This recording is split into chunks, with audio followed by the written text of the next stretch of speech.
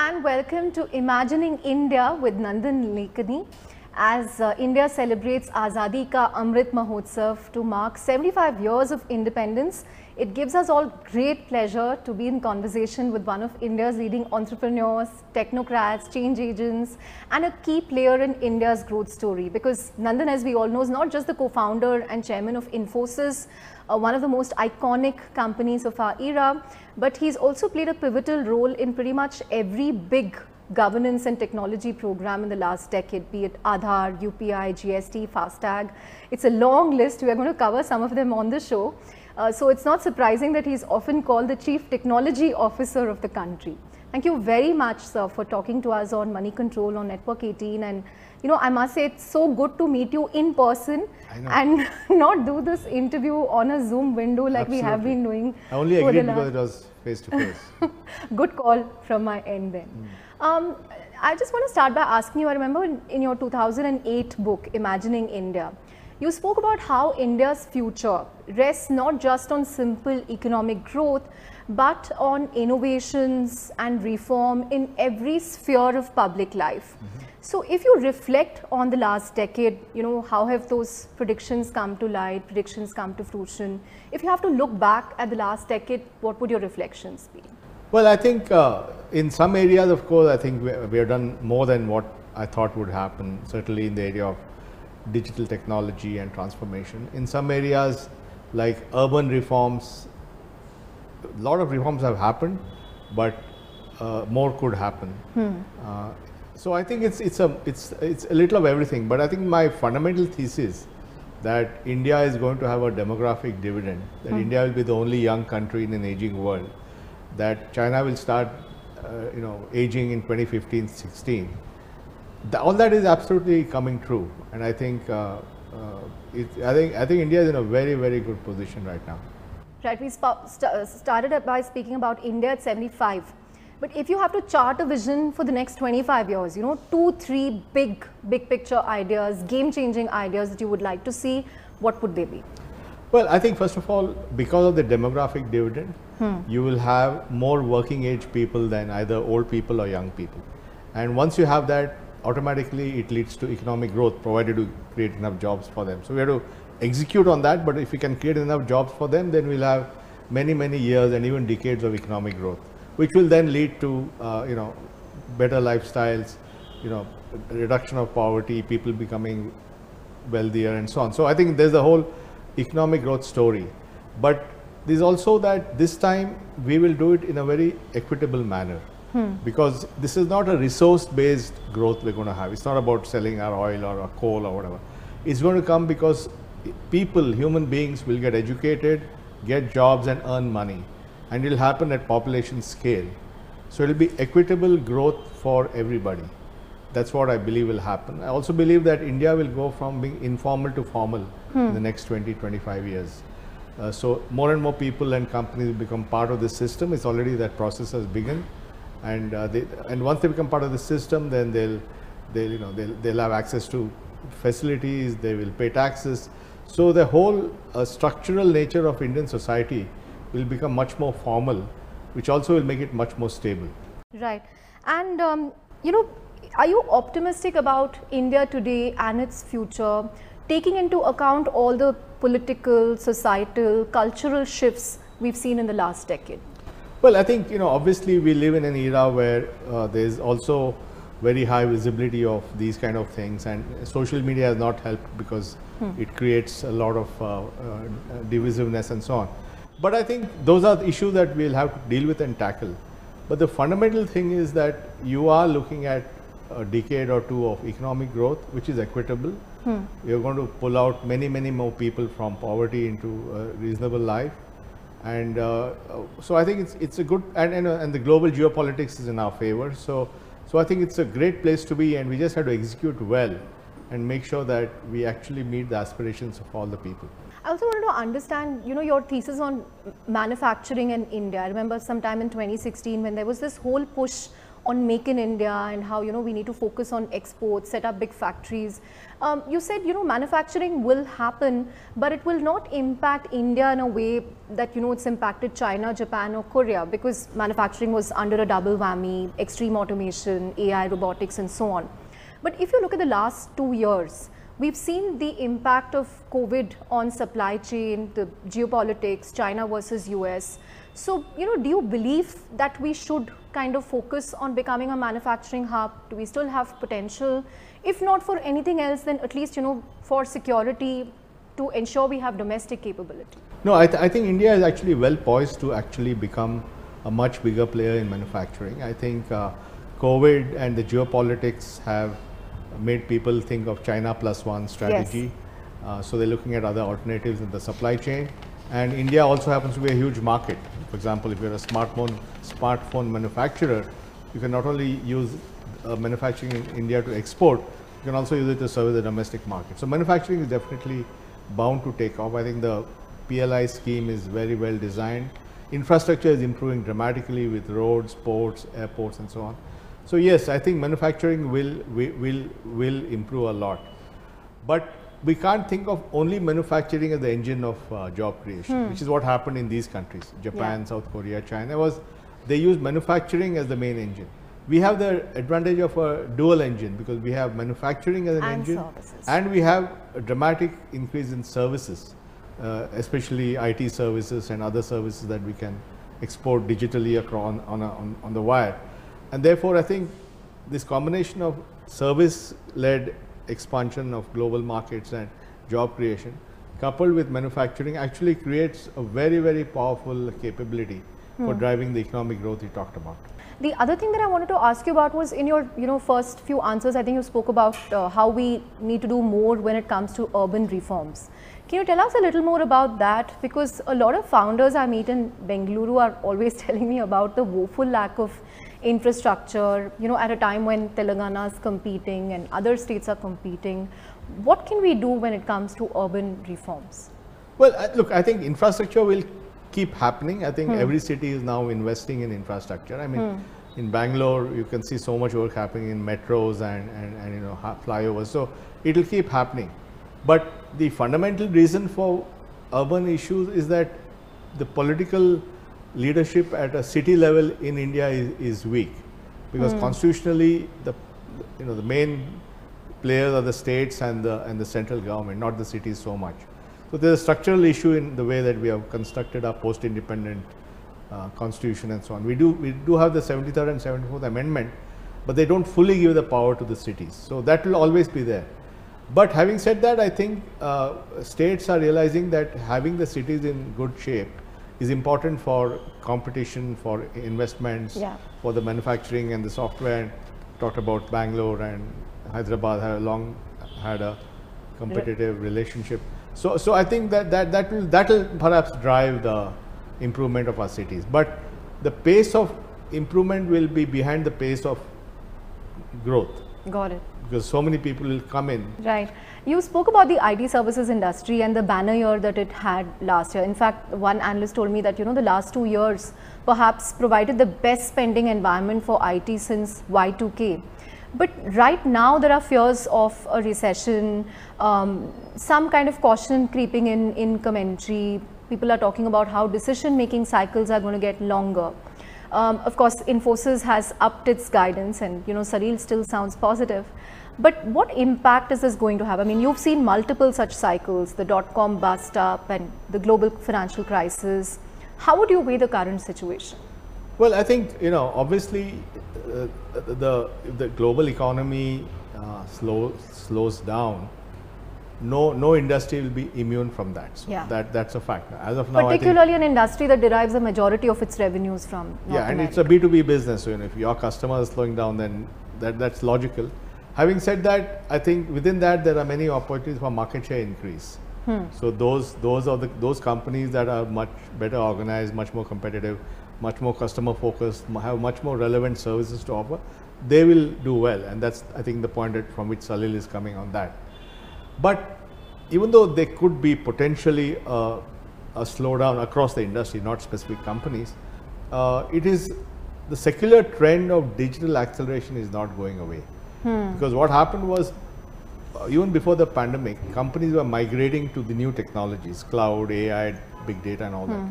And pandemic just accelerated that. And this is not a, this is a secular trend. This is not a, so there may be ups and downs because of economics. The secular trend in the increasing the digital intensity of companies and governments around the world is going to continue. And they will require companies to help do that. And you will find that India will play a huge role in that. You spoke about the supply side challenges. Let me also talk about the talent side challenges. Wipro Chairman Rishad Premji made a very interesting observation recently where he said the Indian IT industry is in a perfect storm. Elevated attrition in the last couple of years implies that 30 to 40% of the workforce has been with the company for less than 2 years, and there's an equal quantum that's working out of tier 2 cities, smaller towns, hometowns who do not want to come back. How much of a challenge is this, and how do you think it will change the dynamics with which the industry has operated all of these years? Also, the third aspect, which is many of them have never come to the campus. Yes. All working from home.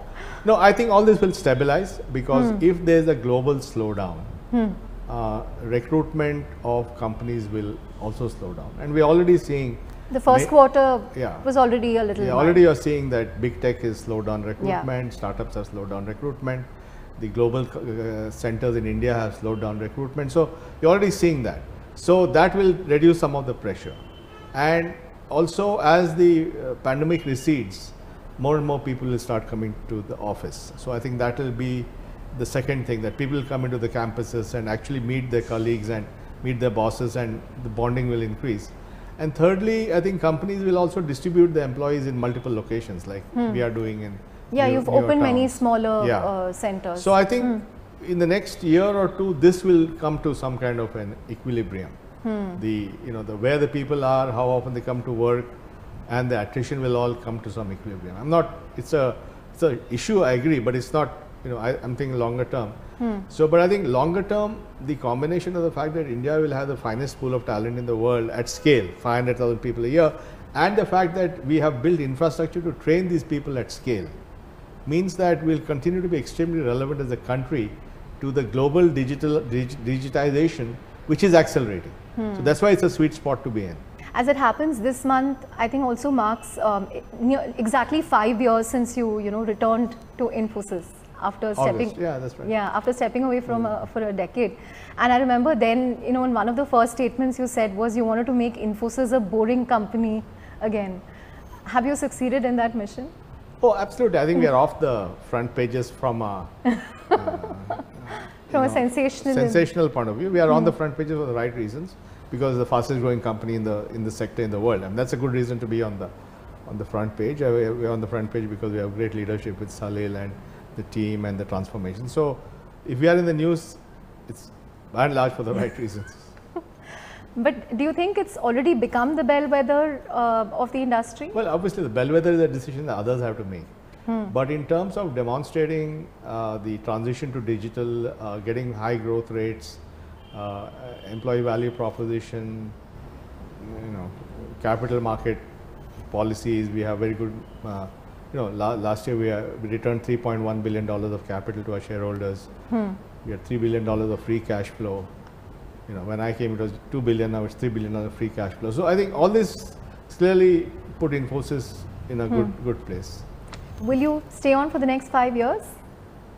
I mean, I'll say as long as I need to, and so I'll stay. That has always been your answer. I'll stay as long as I'm needed. But you're needed for the next 5 years. I mean, let's see how it goes. I'm not going anywhere. So to that extent, I'm not going anywhere. No, because I remember you were a pretty reluctant returnee. So, but now you seem to have kind of. No, I think obviously when I came back, it was a slightly complicated situation.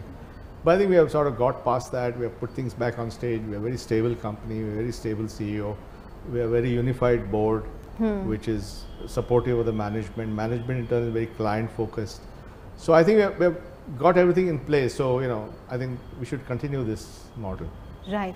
Nandan, I also wanted to understand, does it help to have a founder or a promoter at the board level with skin in the game? Because I was talking to, an IT analyst, Moshe Katri, recently, and he said Infosys is very, very lucky to have had leadership that constantly tweaked the leadership till it found the right CEO. And he was basically contrasting what's happening with Cognizant, where there's no clear person to bell the cat.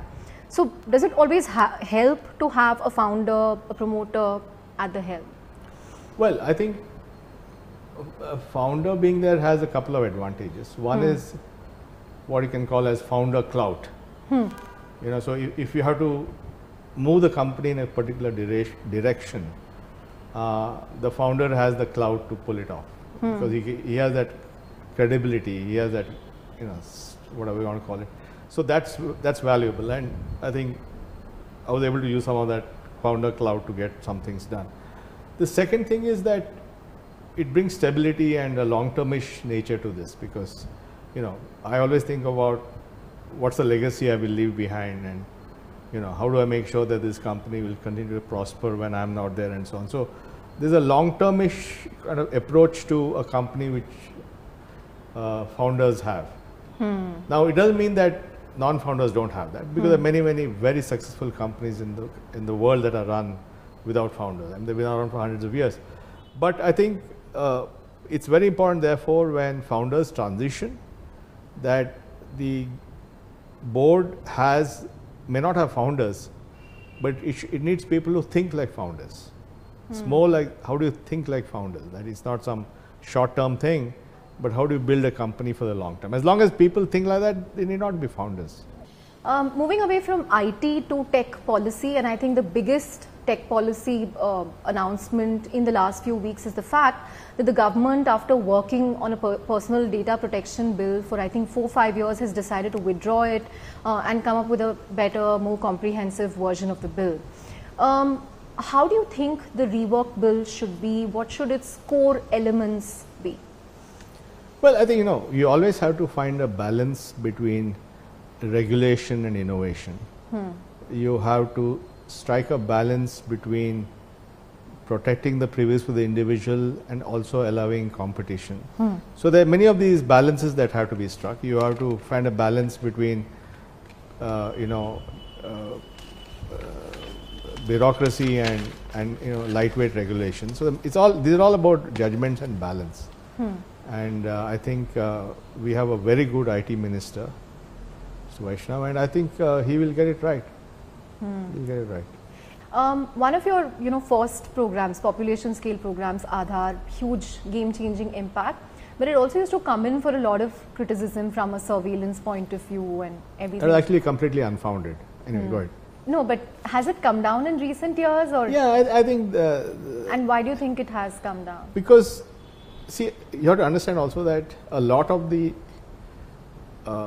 noise was just before the Supreme Court decision. So when this, it was the second longest case in the history of the Indian Supreme Court, the Aadhaar case. It had a huge 5-judge bench and all that stuff. So I think leading up to that, there was a lot of because it was also about, when there's a big case being fought in the courts, everybody's trying to put their point of view out. But once the case was done and it stabilized, and the state of Aadhaar report, which was brought out, showed that 92% of the people want Aadhaar, then what is left? It's part of the culture. See, when I see a TV show, there will be some Aadhaar card. In some movie, there's one Aadhaar card. There's a whole Tamil show where the fellow gets an Aadhaar card and gets to vote or something. I forget that. So when it's part of culture, then it's a done deal. So now it's yesterday's battle. I mean, look, 30 years back or 20 years back, you remember there were before you were born, on Brigade Road, there were people protesting about Kentucky Fried Chicken. Remember? You may not remember. So at that time, it was a big thing. All these farmers were coming, Nanjundappa and all that, about fried some. Today, KFC will open every nook and corner. There will be KFC, McDonald's, Pizza Hut. Nobody bothers. So societies move on.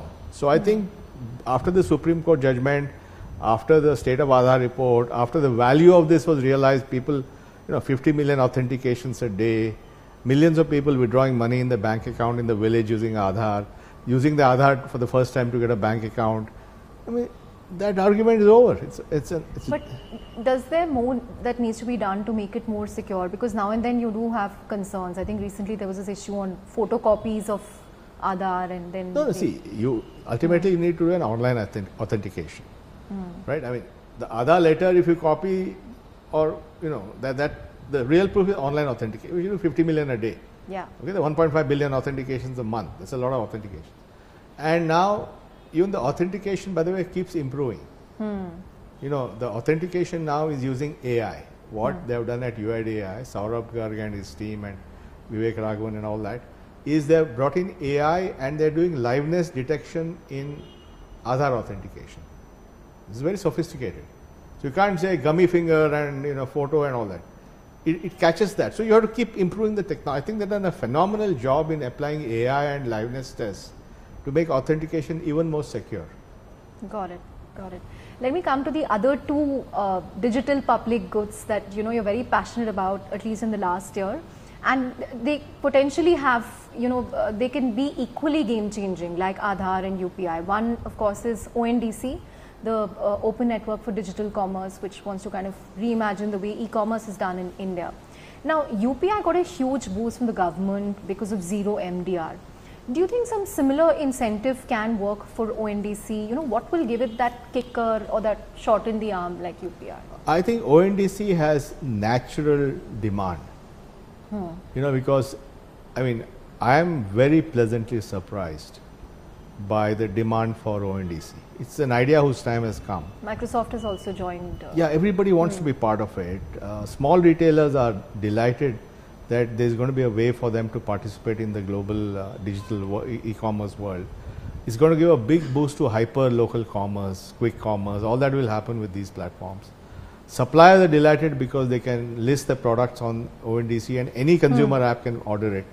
Delivery companies are very happy because it increases the number of delivery packages they have. So everybody wins. So I think just the market momentum will drive this. I don't think it, and obviously it will be like everything else built in India. It's going to be high volume, low cost, low transaction fee kind of model.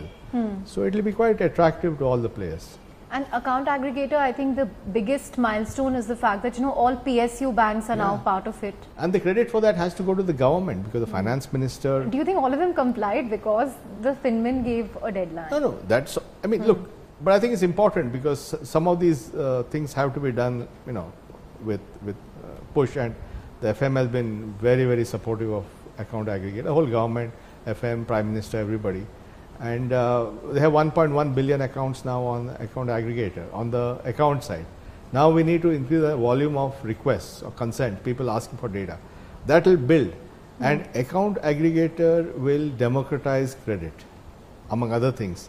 But the biggest thing is it will democratize credit, and millions of small businesses will get access to credit. Now what happens is the supply chain is a big part of the current supply chain we have for manufacturer to wholesaler to stockist to retailer. They have very complicated stuff. Is actually because each guy on that chain gives credit to the next guy. Yeah. So the wholesaler gives credit to the retailer as much as a lender as he is a supply chain guy. So you have to see that what happens together. So ONDC provides the infrastructure to unbundle the supply chain.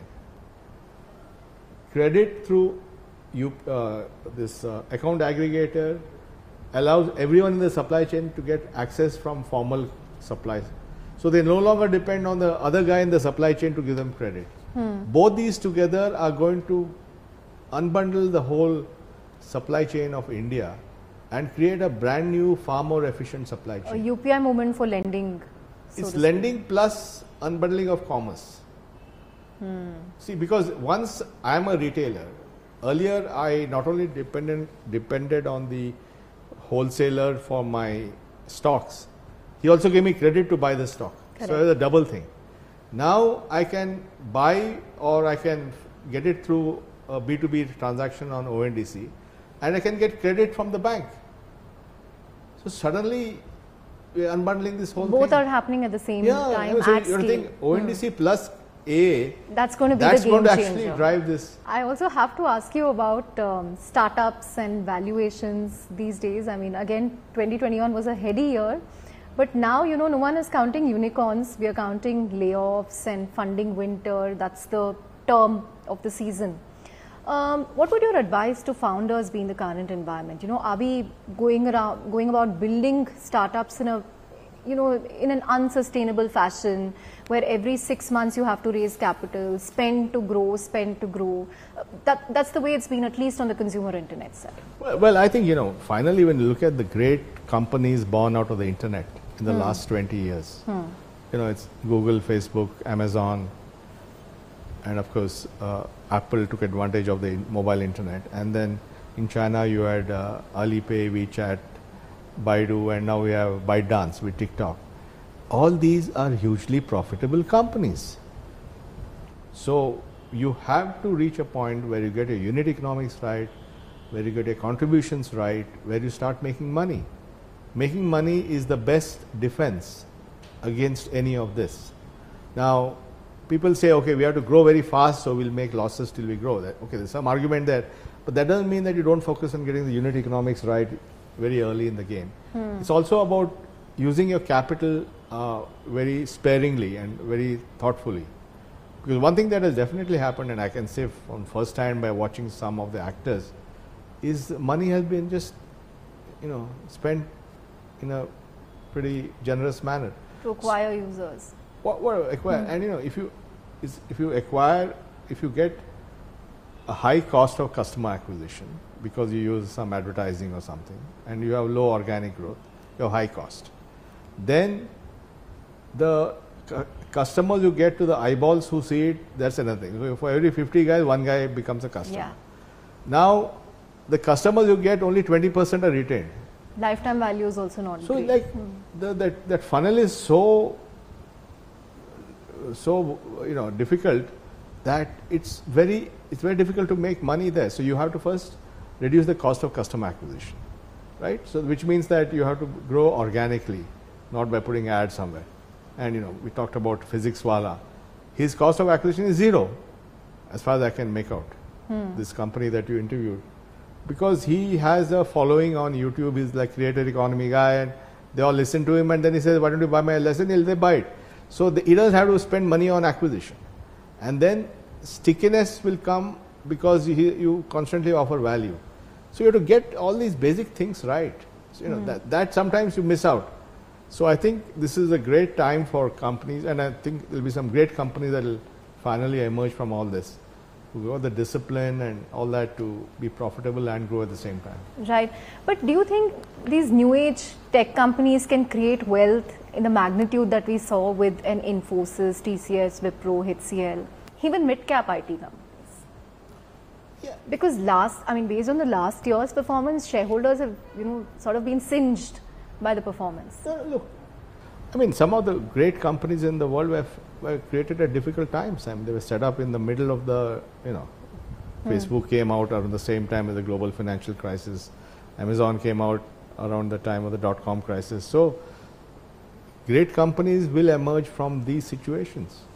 And these entrepreneurs are very smart and superb and ambitious, and I think this experience of this VC winter or whatever you want to call it will also, I think, make them much more aware of cost of capital and how to stretch the money you have, how to win customers smartly without blowing up a lot of money. I think those lessons will come, and out of this will emerge some phenomenal companies. I'm very convinced about it. And is there a startup founder who you particularly like, who you think is building right, building sustainably? Well, I don't want to take names because, you know, they're all my friends, or they you don't want to offend anyone by naming but them. many of them are great. Give us a few names. That's okay. You're going to be diplomatic. No, there are many great guys. Talking about startups, the OG for entrepreneurship in India is obviously Infosys, and it's been over 4 decades since it was founded. What is OG? The original gangster. Yeah. But it's been over 4 decades since it was. Yeah, 40 years. 40 years.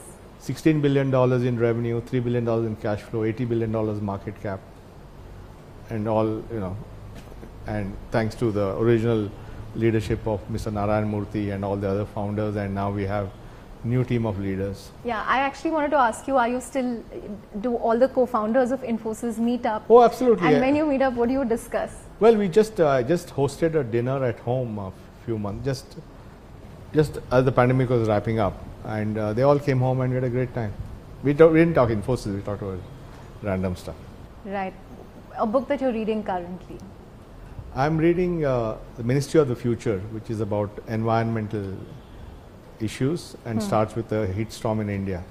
You wear so many hats, I have to ask you for your productivity hacks. Yeah. I know you don't use WhatsApp and social media, so that is 50% contribution. I don't, every morning people on the WhatsApp will get some WhatsApp forward, get angry. I'm not wasting my time on that. What are your other productivity hacks? I don't have negativity. Okay. So it's very important. I'm not sitting and feeling jealous about somebody or wanting to take revenge on somebody. None of those emotions. I'm just relentlessly focused on adding value every day. Finally, since we started with independence and Azadi, what does freedom mean to you? I think freedom is the ability to get more impact. I think the freedom I have because we live in a free country, or the freedom I have because of money, allows me to do even more to make a difference. On that note, thank you very much for joining us on this show, Imagining India with Nandan Nilekani. Thank you. Thank you so much.